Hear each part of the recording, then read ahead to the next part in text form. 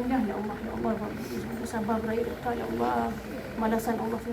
Syeda Ralun, seorang mahasiswi program studi ilmu keperawatan Fakultas Ilmu Kesehatan Universitas Muhammadiyah Mahakarya Aceh, Siti Alia Humaira, 21 tahun, warga Desa Gedong Alu, Kota Juang Biren, ditemukan meninggal dunia di rumahnya sekitar pukul 13.30 waktu Indonesia bagian Barat pada Kamis 1 Agustus 2024.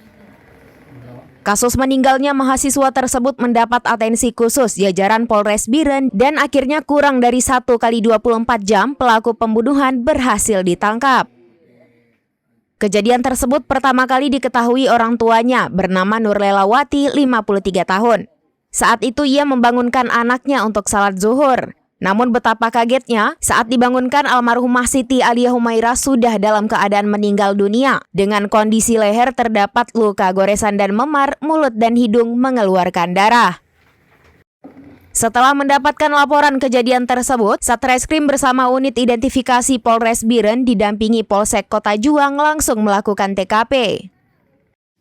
Kapolres Biren AKBP Jatmiko melalui Kasat Reskrim AKP Adimas Firmansyah mengatakan, dari olah tempat kejadian perkara atau TKP serta bukti dan keterangan dari saksi, akhirnya ditemukannya petunjuk yang mengarah kepada RJ 35 tahun yang diduga pelaku utama.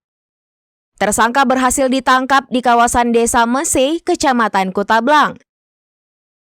Hingga Jumat sore, rumah duka masih ramai dikunjungi pelayat, termasuk para siswa SMA maupun mahasiswa. Tim Inafis Polres Biren datang kedua kali mengumpulkan keterangan dan barang bukti.